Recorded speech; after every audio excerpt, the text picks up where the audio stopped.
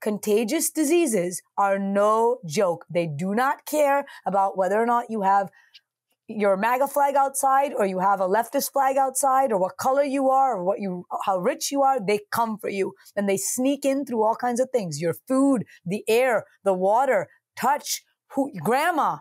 And suddenly you're in a real problem. And again, I don't want to be hysterical. I'm not trying to make this like, oh my God, there's fire everywhere. But I'm saying the fire is coming. And you have two big problems in the administration currently, back to RFK. One, a lack of education and understanding of these diseases. And secondly, a complete lack. And frankly, this is much more scary to me as a doctor about how to contain something if it transpires. So if you have a biohazard outbreak tomorrow, whether it is engineered by another country as an attack or done by accident, by an accident, we have no protections in place. We have no task forces because all of these things have been eliminated.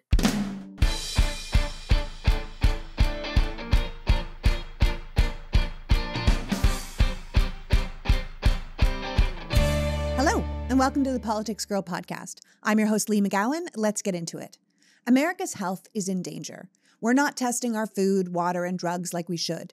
We're limiting access to vaccines. We aren't testing for COVID or bird flu or any other communicable diseases going around. And the people in charge of our health, from the administrator of the Centers of Medicaid and Medicare to the Surgeon General, are on the spectrum from quack science to anti-science. And on top of that, we have the MAHA movement on the rise, with the power and financial grift of a non-doctor, non-scientist, Robert F. Kennedy Jr., ultimately making all the decisions to keep America healthy. To discuss how much the group in charge of our health is actually bad for our health, we are joined today by Dr. Anahita Dua, a cardiovascular surgeon, associate professor of surgery, and founder of Healthcare for Action. Welcome, Anahita. Thank you so much for having me. Thanks for coming, man. Oh, man. I have to tell you guys, Anahita just got out of surgery like a moment ago. She's literally talking to us post-surgical. So somebody has done very well because she worked with them and now she's joining us. Thank you. So listen, right off the top, let me just say, as someone with a very serious disease herself, someone dependent on insurance premiums being affordable, on pharmaceuticals being safe and accessible, on the healthcare industry itself not falling apart, I'm having a really hard time watching what this administration is doing. And I know I'm not alone in feeling that way. So what is your take on where we are right now when it comes to healthcare in America? So we were never good with healthcare in America to begin with. Everybody has talked about that, for now going on decades, frankly. It's always been a point of contention. It's always been a point about politics because people are not really sure how to go about managing health. We are the richest country in the world. We spend an enormous amount of money on health, and yet our people are some of the sickest, and certainly the sickest when it comes to first world countries. So something's not right. We all knew that. And I think, honestly, that's how Trump and RFK sort of get away with some of these really bad decisions that, of course, we're going to chat about, because there is a problem. They're right about that. The issue is not whether or not there's a problem. The issue is what's the solution, and what it is not is what's currently going on in the administration. So what we are seeing as the providers is that right now, access to healthcare, costs of healthcare, and basically explaining what the needs are to our public has always been kind of a problem. RFK coming into healthcare has basically turned it from a scientific, data-driven thing to an influencer wellness thing. And, if somebody wants to go and put salmon sperm on their face to look younger, sure, it's not hurting anybody, no big deal. But if somebody tells you that salmon sperm on your face is going to cure your breast cancer, we have a problem. And I think that's what's kind of happened. You have people like RFK and Dr. Oz. RFK has even said it himself. I'm not a doctor. You really shouldn't listen to me. And these people are the ones making policy decisions. And the sad thing about it, the confusing thing about it is even I'm not sure if it's coming from a place of kind of like diabolical evil, like they're trying to do things that are negative that are going to impact people's health, or is it sheer incompetence? But either way, we, the public, end up in the same spot. Uninsured, lack of access to healthcare, sicker, and dying faster, and not knowing what to do about it. Yeah, no, exactly. I mean, it's a real travesty. And people always say, in the richest country in the world, why can't we get it together? I mean, there's at least 70 countries in the world that have some sort of universal health care. I was born and raised in Canada. I'm not saying their system is perfect by any means. It is not. However, like when I was in a car accident at 16, there was no part of me that was like, don't call the ambulance. I can't afford it. Like that's just not something you worry about. It seems to come back to me to this, who the administration chooses to hire to do jobs, because Donald Trump doesn't care about our healthcare, right? He's going to get what he wants when he needs it. And because apparently karma is not real, he seems to be in relatively fine personal health despite his lifestyle. So what we're seeing is people like RFK put in charge, people that are more of an image or an idea or a persona than actually prepared to do the job. And, we just see RFK, he just got a lot of press for firing the entire board of vaccine safety, right? The pulling back on COVID vaccines, to the hiring of his completely inappropriate Surgeon General, which was apparently RFK's pick. And so it all kind of comes back to him. So what are your thoughts on this person running the show when it comes to America's health? Because like you said, RFK himself will tell you he's not a doctor and you probably shouldn't listen to him. I think that, unfortunately, the word is travesty, as you said. And, sometimes I will say, like, one of the problems occasionally with Democrats is that sometimes, there's too much hysteria and kind of like everything is a major problem. So when something really is a problem, it's sort of the boy who cries wolf occasionally. And I think what's happened is we are facing right on the wolf, a real wolf, because and it's not even a wolf in sheep's clothing. It's just a wolf who's sitting saying, I really don't know what I'm doing. I want to ensure that I'm pandering to the president. This is RFK now I'm talking about, because he needs to. Of course he has to pander to the president. Well, it literally could be any secretary in that cabinet. If you've seen any of those cabinet meetings, I've never seen such pandering in my life. Like no one is there to do the job. They are all there to, be the most supercilious, over the top sycophant that they can possibly be. Right. That's exactly right. And therein lies the fundamental problem. In these positions, you absolutely need somebody who can say, I don't think that's right, and this is why. And then a conversation ensues. You need somebody who really has the public's best interest in mind and actually will stand up and say, I don't know everything about everything. If I was the Surgeon General today, I'll be the first person to tell you, I don't know everything about vaccines. I'm not an immunologist. I haven't studied it for the last 100 years. But you know what I can do? I can absolutely select people who have done those things, who have excellent qualities, to sit on a panel, along with other people who may know how to talk to the public, along with people who are like tribal leaders, and all the people who can ultimately get the vaccines out there to people. And then I can bring them together, we can make a plan, and then we roll out something that actually works for the American public. And then I also have the capacity to bring together the right people to measure, do metrics to say, yes, we did this thing. Now, 10 years later, we have this good outcome. That's how it's supposed to work. It's supposed to be boring. You and I shouldn't even be talking about this. We should be talking about Tom Cruise or something, but we're talking about RFK. Why?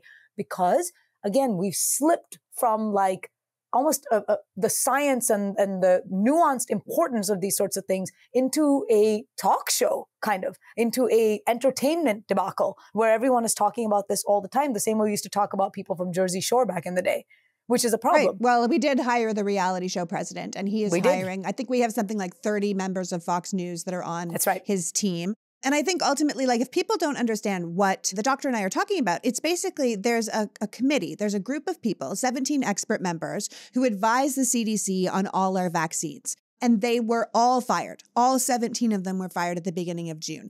And these are the people that are in charge of updating our vaccine schedule, when we get them, how we get them, that kind of thing. And public health experts were absolutely outraged about this. They were beside themselves because no one's ever done something like this before. And children's health experts were pointing out that these panels' recommendations over the past 60 years, by the way, these guys have been doing this job over 60 years. They've had such incredible public health wins because of it, nearly eliminating certain diseases, substantially decreasing hospitalizations, making sure babies don't end up back in the hospital, making sure all of our graveyards aren't filled with children under 2, right? Which is what they used to be.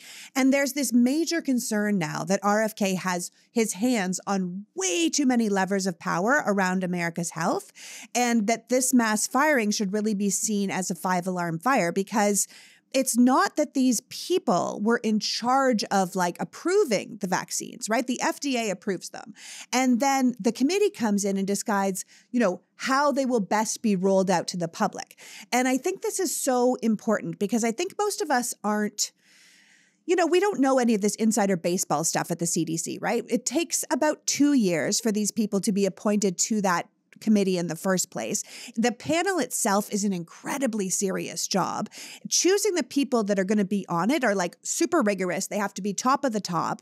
And then RFK comes in, fires them all, and now he gets to rehire all of those people. And I'm like, okay, but bro, like, how are you going to do that? And he's already put people on it, not 2 years review, not figuring out who they are. He's like, I like this guy and I like this guy. But these people are in charge of all of our health and what we get with vaccines. And I think we all need to get really clear on how dangerous that is. Absolutely right. He's doing what he said he was going to do. Everybody knew that RFK was a vaccine denier. And where he gets his information from and what he's specifically talking about, I mean, honestly speaking, it would be, I would love to sit down with him and be like, talk to me about what research you are talking about. Because to your point, you are absolutely right. If you walk through a graveyard, even in the United States, weirdly enough, you see a bunch of gravestones of people who are like 90 years old. And you're like, that doesn't make sense. They used to say the life expectancy was 30. That's because it would be averaged with hundreds of children that were dying. And it was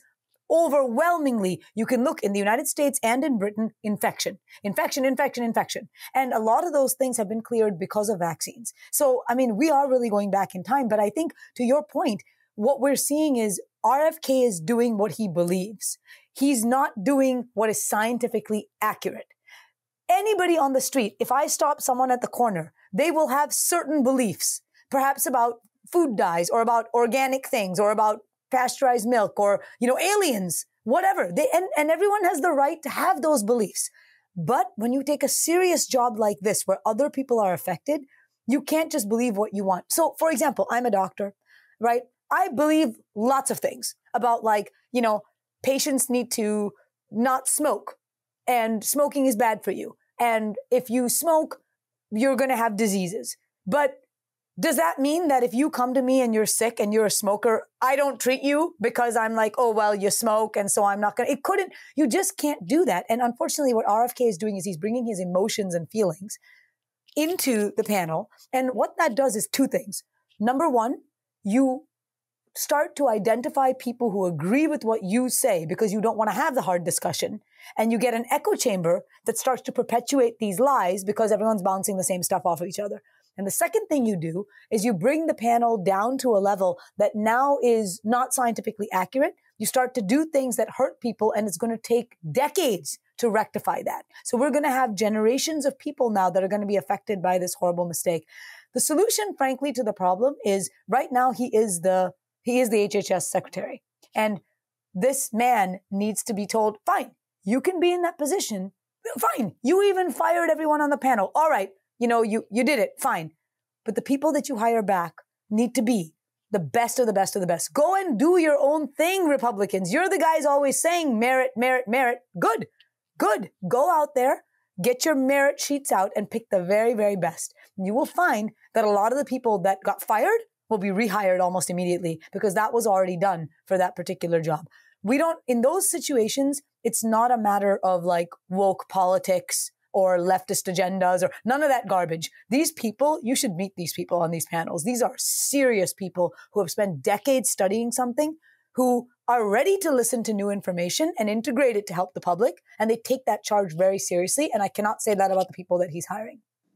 No, I mean, honestly, I feel sick about it because the thing is that, and correct me if I'm wrong, but when the previous board made recommendations on vaccines, and then it was confirmed by the CDC director, those vaccines would then become part of like a public health plan, right? Correct. And then insurance companies are responsible for paying for them and that kind of thing. But if a vaccine isn't insisted upon, right? Like if the board is like, you can take it or you can not take it, we're not going to say if it's bad or good, that confuses everything. First of all, people that don't really understand vaccines, I know that when I had my son, people were giving me all this anti-vaccine anti-vax stuff. And I went to my doctor and I went to my friends that were doctors and I was like, is it safe for him to take these vaccines? And every doctor I was like, yes, Lee, give your child the vaccines, right? But like you hear it in your head and it makes you nervous because you want to do the right thing. I do think a lot of people who are confused truly want to do the right thing, but they're being confused. But it also allows the insurance companies to be confused, right? So if you're not insisting that they have to pay for it, then they can say, well, listen, it's not recommended by the CDC. You can take it or not take it, but you're going to have to pay out of pocket, which then means we have a two-tier system of people that can afford to be vaccinated and people that can't afford to be vaccinated. And I think that in itself is a massive problem. I completely agree with you. I mean, and you really, in our capitalistic society, which I have no problem with, love capitalism, I'm just saying, in that society, that's exactly what's going to happen. It's funny enough, it's not even just about, the vaccines are a microcosm of the problem across the board. The EPA, of course, the Environmental Protection Agency. I mean, listen, are all these agencies and their bureaucracy a huge pain in the ass? Yes. Yes. Yes. We're not saying they're not. No, we're totally. But there is a method to that madness. You know what? There was a time where people would drink water that had poop in it. In fact, very recently we know, even in the United States, if you don't have laws that can protect you, that the corporations will do things. And you know what? Trump actually himself said it once when Hillary Clinton had said, hey, you don't pay taxes. And he's like, if you want me to pay taxes, fix the loopholes and I'll pay them. Yeah, he's right. I mean, if the law says something and you're not doing something illegal, then even if you're doing something immoral, you don't necessarily get hit. And that's exactly what's going to happen to your point. The insurance companies are going to say, it's not recommended, it's not forced, therefore I don't have to pay for it. And you do, in fact, I wouldn't say you have a two-tiered system because we already have a two-tiered system. You will further increase the disparity between groups. And the thing about it is, it doesn't work that way where we can just say, hey, your kid is not getting vaccinated because you couldn't afford it or you didn't want to do it. And mine did get vaccinated because we know vaccines are not foolproof. No one has ever said that they were. They protect. And the hope is that if you have herd immunity, so multiple people, the majority of the people vaccinated, then that disease goes away, like smallpox, for example. Yeah. But when you don't have herd immunity and you have more and more and more people not vaccinated for whatever that reason may be, those diseases will come back and they'll come back with, vengeance. That's exactly right. I mean, here's the thing. If people don't understand herd immunity, if everyone else isn't vaccinated, you don't have what we're calling herd immunity, which is the more people who are vaccinated, the harder it is for a virus to spread from person to person because the virus jumps and then they're like, oh, this person doesn't have it, so I can't go to the next person. So the more people that are vaccinated, the harder it is for the disease or the illness or whatever it is, the virus to move from person to person. And that protects the people who aren't vaccinated or the people who can't get vaccinated or the people that have immune compromise or people who are pregnant or newborns that don't have their vaccinations yet. That kind of herd immunity helps everyone. So it's not really a pick and choose situation. And this might be a good time to point out that the US just recorded the highest annual measles case in 33 years, right? Which makes a really huge public health reversal. We had basically defeated this stupid contagious illness. And then the anti-vax movement kind of gained strength in America. And now we're back to dealing with it again. There's a TB outbreak in Kansas. We're dealing with bird flu and salmonella and listeria outbreaks. And we can't get information to people the way we used to because this administration has also shut down communications between doctors and the CDC, doctors and the NIH, this kind of thing. Can you speak just a little bit to the rise of these preventable illnesses that we're seeing spread across America right now? So my dog Chips is now 10. He's getting older and I want to make sure I'm taking the very best care of him and make sure he's with us for as long as possible. So it's very important to me that he eats well. Chips has always been a picky eater and we've accepted that, but it's also one of the reasons that I'm so crazy about Sundays for dogs. Chips goes in and out on foods, but he has a sensitive tummy. So even when I tried the handmade from scratch dog food, he liked it for a couple of days and then he rejected it. Or I buy these really expensive canned dog foods that are supposed to be the best, and then we go through 5 poop bags on a walk because it doesn't sit well with his tummy. Needless to say, over the years, we have wasted a lot of time and a lot of money trying to find something that Chips would both eat and tolerate, which is why Sundays for Dogs is so terrific. Sundays is a fresh, healthy dog food that's easy to store and serve. I actually keep an extra bag of it in my office. If Chips isn't hungry at breakfast, I'll wait until he needs something midday, and then I'll just pour and serve. Sundays is a fresh-made dog food made from a short list of human-grade ingredients, co-founded by practicing veterinarian who tests and formulates every version of each recipe. Sundays contains 100% all-natural meat and superfoods and 0% synthetic nutrients or artificial ingredients. Dog parents report noticeable health improvements in their dogs, like soft fur, fresher breath, and better poops. And unlike other fresh dog foods, Sundays doesn't require refrigeration or preparation because of their air drying process. So you can literally just have it when you need it. Travel with it if you want. Plus, Sundays is delivered right to your home, so you never have to worry about running out of dog food again. And if your dog doesn't like it, you can cancel or pause your subscription anytime with their 14-day money-back guarantee. So why not give Sundays for Dogs a try? Get 40% off your first order of Sundays by going to sundays4dogs.com/politicsgirl or using the code politicsgirl at checkout. That's sundays4dogs.com/politicsgirl and use the code politicsgirl at checkout for 40% off. Trust me, you and your dog will not be disappointed. Delete Me makes it easy, quick, and safe to remove your personal data online at a time where surveillance and data breaches are common enough to make everyone vulnerable. I was recently reading through some of your comments on YouTube, and someone wrote me that they had just signed up for Delete Me, and it made me happy because our privacy is really worth protecting. And when you sign up for Delete Me, they do the hard work of wiping you and your family's personal information from these data broker websites. You tell them exactly what information you want deleted, and their experts go from there. Then Delete Me sends you regular personalized privacy reports showing you where they found what and what they removed. And Delete Me isn't just a one-time service. They're always working, constantly monitoring and removing your personal information that you don't want out there. Clearly, someone like me with a super active online presence is harassed constantly, but online privacy is incredibly important for everyone. You don't need to be like me to worry about identity theft or doxing, because people are crazy and this world has kind of gone mad. Which makes me super glad when companies like Delete Me are out there offering help. So take control of your data and keep your private life private by signing up for Delete Me now at a special discount for our listeners. Today, get 20% off your Delete Me plan by texting PoliticsGirl to 64,000. The only way to get 20% off is to text PoliticsGirl to 64,000.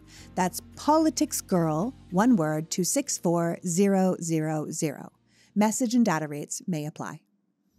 Can you speak just a little bit to the rise of these preventable illnesses that we're seeing spread across America right now? Oh, absolutely. I mean, in order for people to ensure that they're protected when you have a situation that is preventable, they need to have two big things. Number one, they need to have education about the actual disease. And I'm not talking about education like you went to Princeton. No, nobody cares about that. I'm talking about just like an understanding of how diseases are spread and basic things. I mean, basic. Wash your hands when you touch something. And you may seem so obvious, but it isn't actually. And a lot of people just go about their lives. But if you suddenly are like, ooh, this thing is contagious, people can understand that. So if you can highlight it, they can protect themselves. The other thing about it is if you do get the disease, how you contain it. What do you do? Because, what you want to ensure is that you don't have a spread. The bubonic plague years ago that essentially eliminated humanity, frankly. Yeah, what people call the Black Death. She's discussing the Black Death, the bubonic plague. Yes, that was spread like crazy, actually, because people didn't understand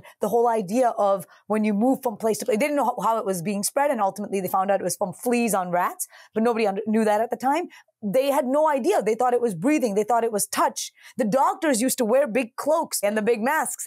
And so the point is that when people understood, they were able to do things like fumigate and take care of rats that then translated to a decrease in the disease. But that kind of mass education can only be done by the government because people trust the government, and that's who we elect to care for us, to ensure that the taxes that we pay are going towards an agenda that protects us in exchange, not just going into, somebody's pockets or being wasted. And so I think the problem is now, what people should really focus on is not even that we are at the highest number of measles cases, but the real thing is, look how fast it happened. Contagious diseases are no joke. They do not care about whether or not you have your MAGA flag outside or you have a leftist flag outside or what color you are or how rich you are. They come for you and they sneak in through all kinds of things. Your food, the air, the water, touch, grandma. And suddenly you're in a real problem. And again, I don't want to be hysterical. I'm not trying to make this like, oh my God, there's fire everywhere. But I'm saying the fire is coming. And you have two big problems in the administration currently, back to RFK. One, a lack of education and understanding of these diseases. And secondly, a complete lack, and frankly, this is much more scary to me as a doctor, about how to contain something if it transpires. So if you have a biohazard outbreak tomorrow, whether it is engineered by another country as an attack or done by accident, by an accident, we have no protections in place. We have no task forces because all of these things have been eliminated. So what happens is that will be unable to be contained. And then that sort of thing can spread pretty quickly. You'd be amazed how fast, actually. And so sadly, with the measles aspect of it, I mean, again, the discussions about anti-vax have been around for a very long time. But the fact that it's gotten mainstream traction and there are people who are actually believing that they shouldn't be doing it, that's what's really terrifying. And you couple that with a lack of the ability to respond, and you are looking at a lot of people that are going to be sick and dying. And I am a true American. I believe in freedom of choice, and I totally believe in freedom of speech, and people should be able to do what they want, but as long as it's not hurting anybody else, which is, of course, the American way. So if you really want to eat something that, the government doesn't recommend, or do something that the government recommends, that's all fine. But it shouldn't hurt others. And again, the herd immunity thing is such a big deal that it is going to hurt other people. And I think that's the fact that really needs to be honed in upon. That if you want to live in a society, you have to be adhering to certain rules so that all of society can benefit from your existence and you from their existence. And I think that's where we're getting hurt a little bit today. Well, that's the thing. It comes back to it. If you want to live in a society, there are certain rules that we need to be watching out for, certain things we need to be watching out for, because we have to collectively do it to serve the community. And I think the thing is, you're saying it's only the government that can do that kind of education to people, that it's only the government that can do that kind of like broad stroke stuff. But if the government itself is deferring their job to, say, something like the MAHA movement, which is the Make America Healthy Again movement, which moves me from RFK to RFK's pick for the United States Surgeon General, Dr. Casey Means, who's big in the MAHA world, then we're in a real pickle, because now that is the government, but they're telling us the wrong thing. Like Donald Trump had no idea who Dr. Casey Means was when he hired her, right? But RFK had said she was great. So he was like, that's great. And to be clear for people who don't know, because I did not know, the Surgeon General's job is to provide Americans with the best scientific information on how to improve their health and reduce the risk of illness or injury. So it is an incredibly important job, but it's also based in science. And then here we have this woman who was hired, who, yes, has a medical degree from Stanford, but never finished her residency. So her medical license is actually inactive. And she refers to herself as a metabolic health evangelist. But really, we would probably call her a wellness influencer. Correct. That's exactly what she is. How does that serve us? It does not serve us at all. And, she knows that too. I actually did my training at Stanford. Also, I didn't go to medical school there. I did my vascular surgical fellowship there. Stanford is a highly intellectual, data-driven place. People don't finish their residencies for many reasons. And, I think there was actually an article out about her ex-chief of the division gave an interview about what happened and basically kind of said, just couldn't cut it, frankly, in terms of the surgical aspect of things, and started to disbelieve some of the things that they were saying about medicine and surgery. And again, that is her right. But to take somebody like that, who exactly is a wellness influencer, back to that salmon sperm thing I mentioned earlier, you cannot do that. That's where it gets really dangerous. And that's where it really starts to hurt people. If you are in a position where you are supposed to take care of others and you are not taking that seriously, or you allow your own emotional convictions to get in the way of science, that's not right. And I think in this particular situation, that is clearly what has happened. But frankly speaking, it's all a trickle-down effect. The president is picking the Surgeon General. It is an incredibly important job, and it is his responsibility to ensure that the person in that position is at the bare minimum medically qualified. And to your point, on camera, he said, I have no idea who this person is. So it speaks to the idea that, I don't need him to care about everything, but he needs to at least put the right people in place who can then do the work if he doesn't want to do the necessary work for him. And unfortunately, in this particular situation, RFK picked Casey likely because, and at least this has certainly been published in the media as well, there was a relationship with them historically. There was money exchanged. There were all these like untoward things that said, hey, you know what? I have this fun position. Why don't you do it? And I think ultimately to me, again, and I could be wrong. Again, maybe this is some diabolically evil thing, but I really believe that these people actually one-on-one, if you hook them up to a lie detector test and you ask them, do you think vaccines are bad? Do you think, goat milk from like this part of the Himalayas is good for you? They would say yes. And the lie detector would say that they were telling the truth. They really believe what they are saying. But that's not good enough, because if they believe something, they can't go and put it on the mass public as an experiment.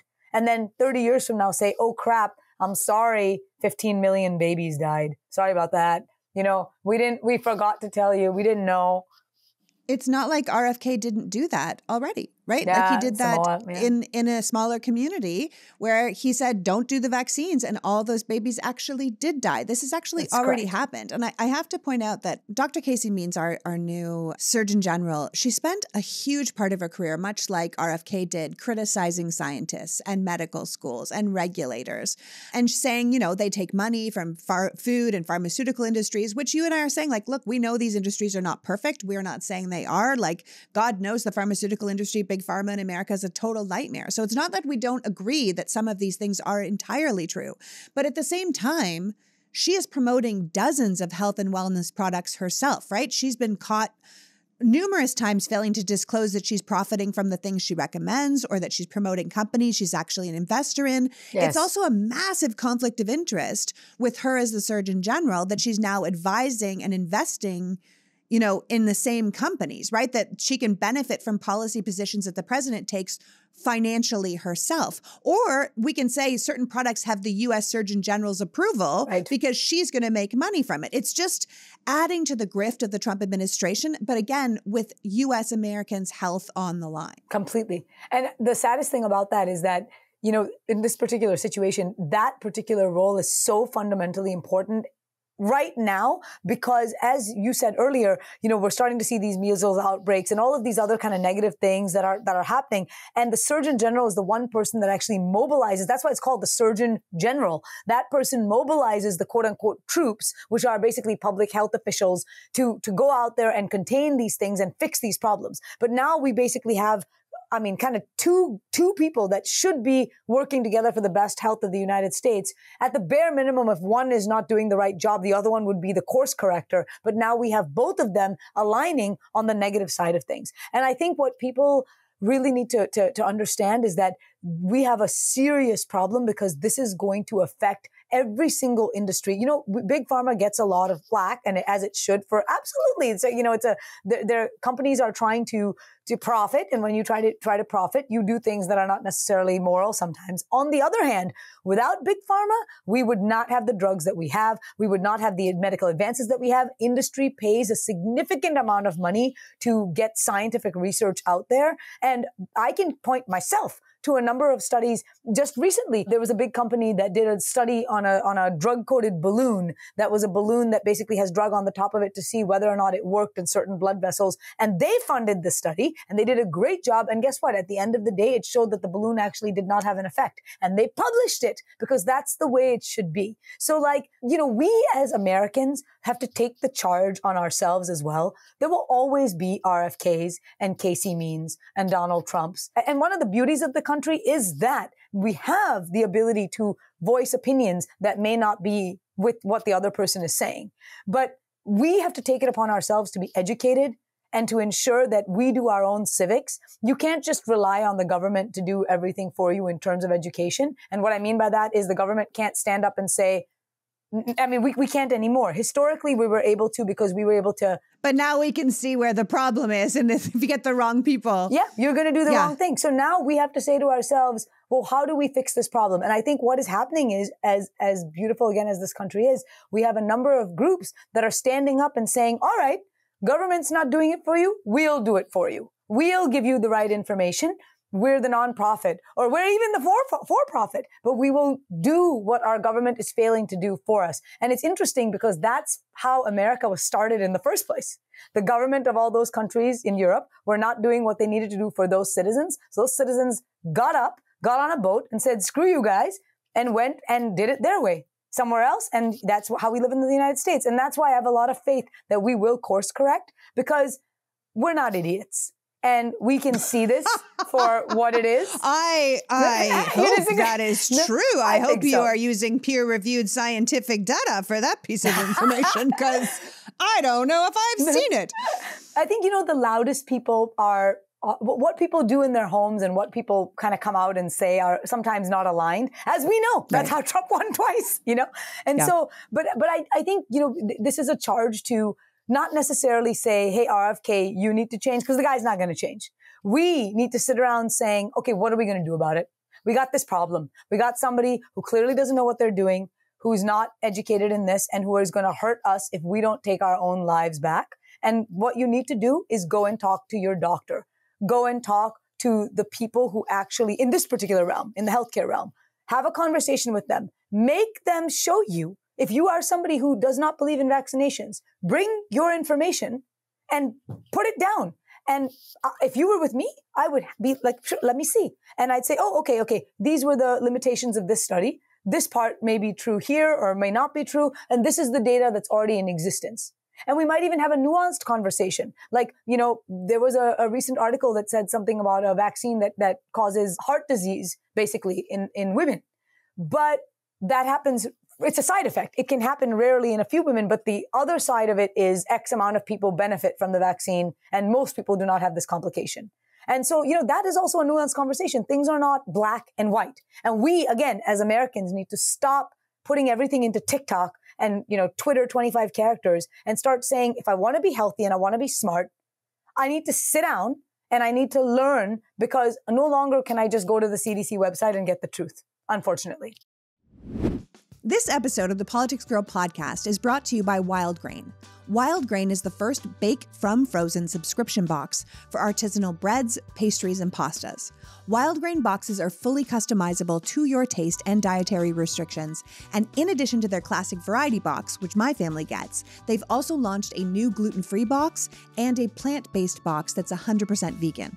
I love the idea of having fresh baked bread ready to go in under 25 minutes. I love their sourdough bread and baguettes. I like their cookies. And it's really nice to have some fresh baked pastries on the weekend. I'll be honest, I could eat a croissant every day if it was available. Are you ready to have your favorite carbs delivered right to your doorstep?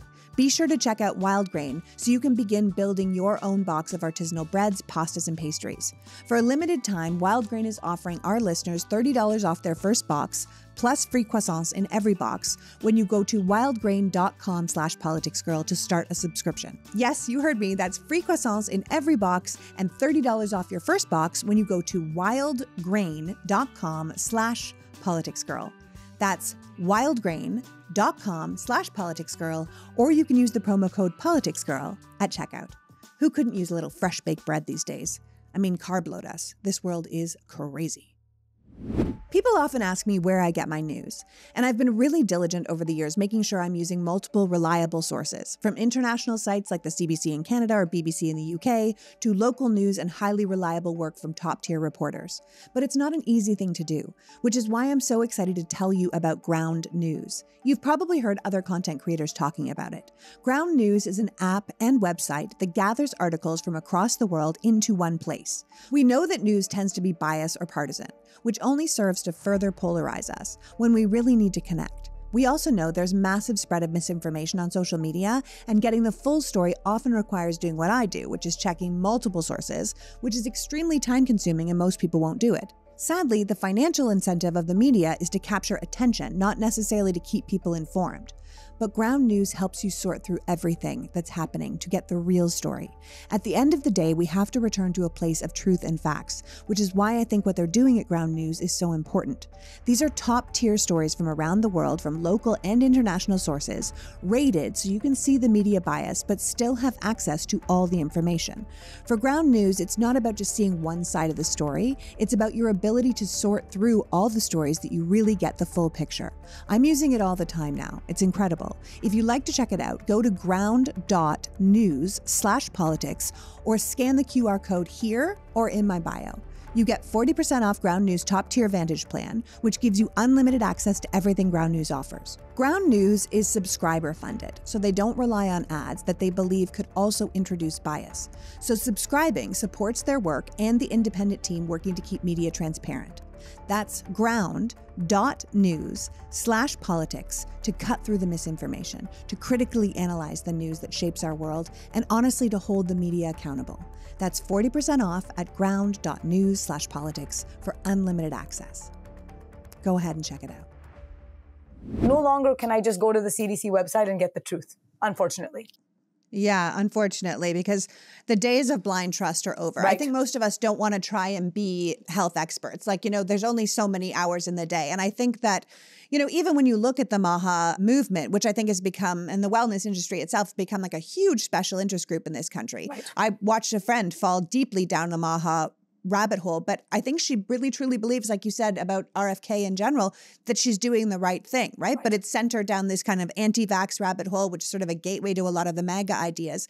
But I think that MAHA itself really starts out when people are trying to do the right thing. They understand America's unhealthy. They just have to look around to know that. But then these influencers, like you saying on these social media sites, get their claws in them. And these people are trying to do the right thing, but they end up disregarding doctors, disregarding scientists, going down this kind of anti-science rabbit hole so they don't believe what the truth is, or they believe some story written that's basically an opinion article in some weird journal rather than a peer-reviewed study from a scientific journal, and they don't know the difference. So if someone brought you some information and you're like, I would sit down and talk to them, I would hope that more doctors would try and do the same thing and more people would be open-minded enough to listen. Because often we think, well, now I know the exact truth, and it ends up that we just listen to the wrong snake oil salesman. That's completely correct. And you know what? That is our charge. Historically, doctors have not needed to do that because, again, the government would do it or people would just have a mass thought. But I think that's our role. You're fully right. There are people that will always capitalize and exploit those that they deem to be not weak, but targetable, frankly. And, it's funny because this is the same thing that the MAGA movement says about the scientists. That they brainwash you and they make you think these things that may not be true. But the fact of the matter is that science is an evolving thing. What is true today and what the data supports today, it is possible that 15 years from now, you know what? I'll give you a classic example. Red wine. It's bad for you. It's good for you. You can drink it in pregnancy. You can't. You shouldn't. You can have a little bit. There's a lot of stuff out there. And a lot of times the devil, as per usual, is in the details. If you read a study, they might say, hey, this is good for you. But then you look and see the follow-up period where they followed women. Or the reason I'm thinking of this is there was a study recently that came out about this new thing for breast cancer. And they were like, oh, it increases the life expectancy. And they were making all these claims. But if you look at it, the study follow-up period was 3 years. So did it increase the life expectancy? It depends on how you, because none of these people went on to die in 3 years. It's just that you would think, based on the fact that they got 3 years more, that maybe in the end of the day, if you follow them for 15 years, you can extrapolate that, they would live longer. But you need to know those sorts of things. And again, to your point, the day-to-day average person is not going to do that in the same way that I don't know the intricacies of divorce court or what I need to do for my plumbing. I don't know. And I rely on somebody to come and tell me the truth. But if my plumber came to my home and I was like, hey, I went on the internet and I looked this thing up, and if I put, antacids down my toilet, it'll unblock, I would hope my plumber wouldn't laugh me off and be condescending toward me and instead would say, oh, yeah, I know about that. But actually, this is why that's not true. And you should do this instead. And that's what doctors need to do. And I think sometimes we haven't done that. We've gone the condescending route, which is why people are where they are today.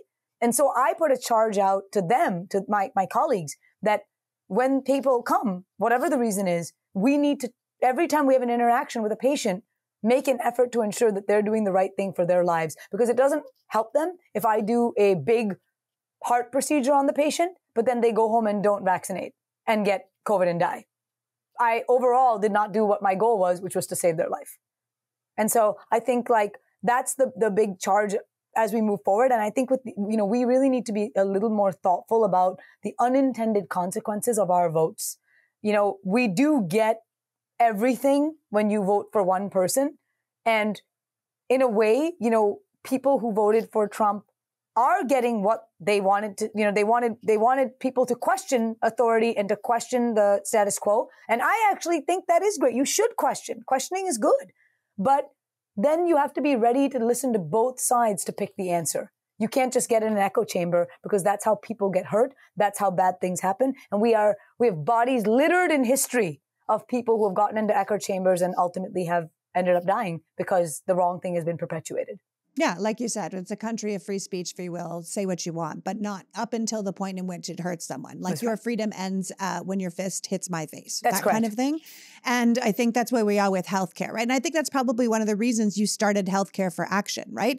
Like you started this organization to get more democratic healthcare workers running for office, because we need more people in these positions of power making decisions over public health that actually understand public health. And when I read that about your group, I was like, that's brilliant, because my husband is in tech and he's constantly talking about how people who are running our government don't know enough about STEM or AI or the rise of technology. He's like, they're not asking the right questions. Like, Exactly. Not only are we not making the right laws to limit what's happening, say with AI, but they don't even know the right questions to create policy to protect us. Exactly. And I'm sure that's how you feel about medicine. That's 100% right. It's actually Right. shocking how few, because, health is such a big deal. I mean, you were talking about Canada recently, like you just mentioned that you grew up there.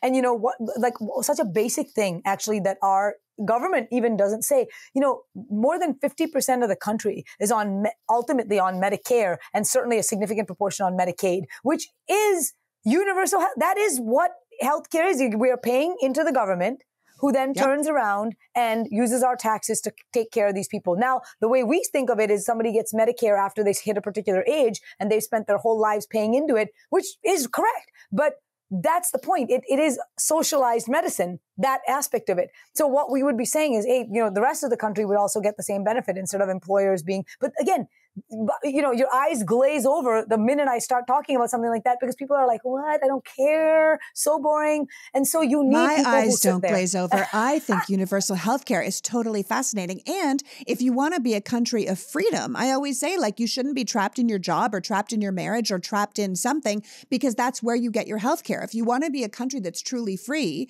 we would need some form of universal healthcare, a universal option, so that you can move from place to place. You can leave your marriage if you have to, not just because you happen to have MS and you can't, and your husband has your insurance and that's it, so you have to deal with it. That's not freedom. I totally agree. And we pay more money per person anyway, and we don't even get universal health care. And then half the time our insurance company can deny us. So it's not serving any of us, even the way we have it now. So watching it get cut through things like the big, beautiful bill, it's going to affect everyone, whether you're on Medicare, Medicaid or not. It will affect private insurance people too, because the other hospitals are going to be filled up. Exactly right. And the private insurance premiums are going to go up because the hospitals are going to start charging. They have to other offset people the more. costs. Exactly. I mean, that's the thing about it. It's almost so convoluted and painful. You think it's engineered. But guess who knows this stuff? Us. Every single day we live these lives. So, and not only do we know it, I also don't find it boring, even though it is, because it is directly, intimately related to my life and my ability to care for patients. I also went to medical school in the UK, so I lived in a universal healthcare system, and I can tell you a list of all the problems with it. And how, if we were going to do it in America, how we would do it correctly. Even if you didn't care and you said, I don't care about the humanitarian aspect of it. I don't want to pay for a bunch of people and I don't want my taxes to go to that. I would make the argument that most people who are, Republicans and believe in the small businesses run the United States. They are the backbone of the United States.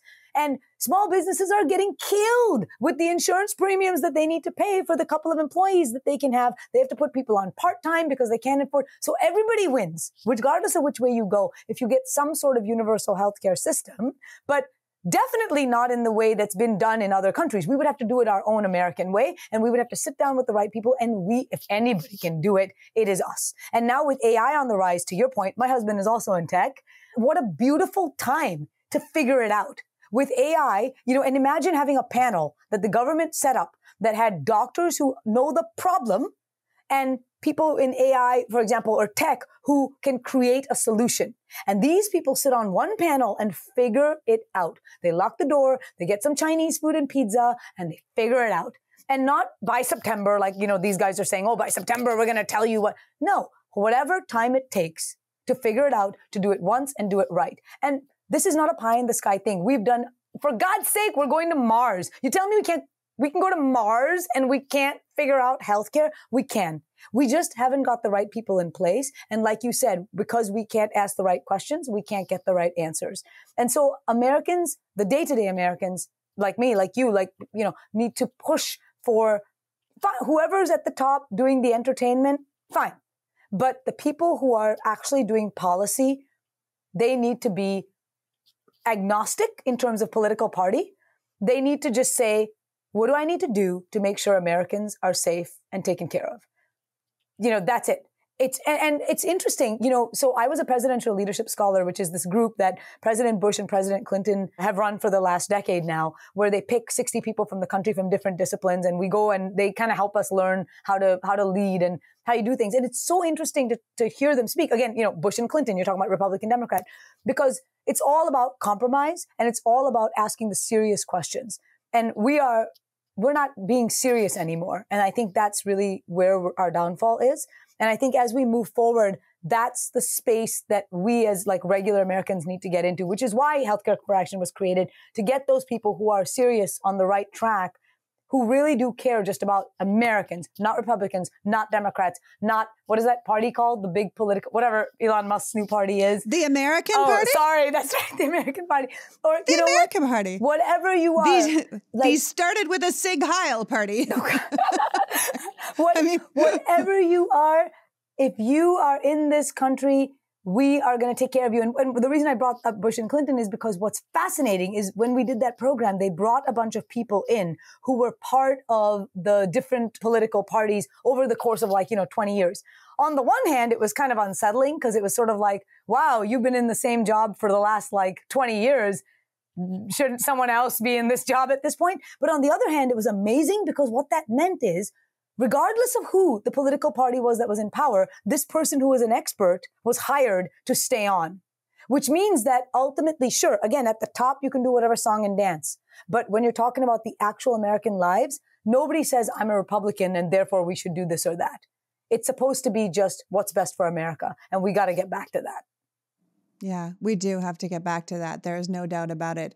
It doesn't really matter who's on the poster. At the end of the day, the people doing the work have to know what they're doing, be professionals at what they're doing, and keep all of the American people's, in this case, health and wellness in mind. I want to thank you so much for joining us today, Dr. Dua. Please tell people how they can support your work and help move your mission to get more people that understand this stuff in government forward. Thank you so much. What would be great is if you go to the website, www.healthcareforaction.com. It's all one word, healthcareforaction.com. You can go on there and see some of our work. I actually started it in 2022 and it was all again with this idea. I'm a full-time surgeon. So it's on the side nobody makes any money here. It's all doctors. You can go and check it out yourself. And what we do is we support people who are running for office, who are in the healthcare profession, not just for healthcare though, because remember, this is something really important. If you got sick tomorrow and you showed up in the ICU and you were dying and I come in there and the infectious disease doctor walks in and says, hey, I want to do this today. And I say, no, I want to do that today. We don't just stand there screaming over your body as you die. We walk out of the room, we have a conversation, and maybe I tell the infectious disease guy, okay, fine. You get 60% of what you want. You can start this antibiotic, but I'm taking her to the surgery tomorrow then. And we compromise. I don't get everything I want. He doesn't get everything he wants. And we go back in the room and we just work on you. You are America in this analogy. You are the thing that needs to move forward. And right now what's happening is Congress is screaming over your body as you die.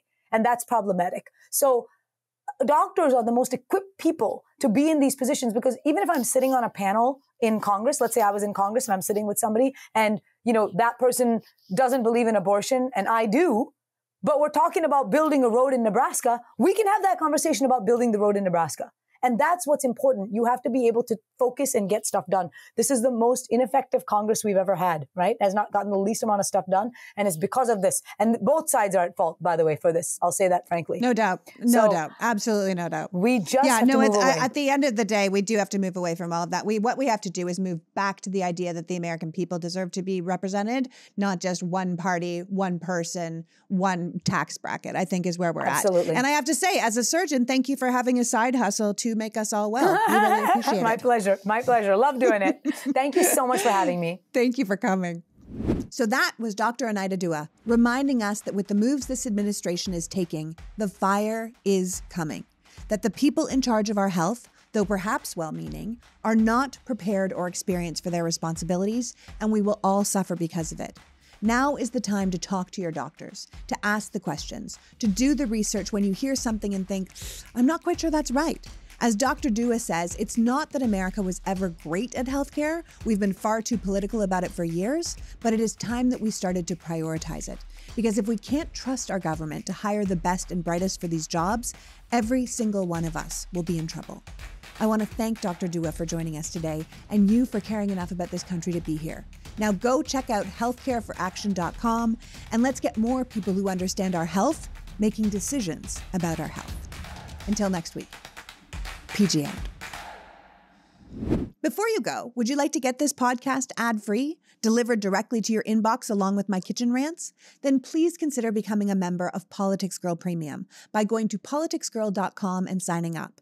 If you're already a premium member of this podcast, thank you so much for your support. And if you're not, please consider being a patron of my work. Mainstream news is only giving you a version of billionaire-backed propaganda at this point. So if you want real knowledge, it's essential to support those of us out here still bringing it to you. There is a link to sign up in the bio of this episode, but also at politicsgirl.com. And as always, please like and share these podcasts so we can grow our audience, because the more people who have access to this kind of information, the better. As always, thank you so much for your time and support. The Politics Girl podcast is written and performed by me, Lee McGowan, and produced and edited by Happy Warrior Entertainment. All rights reserved.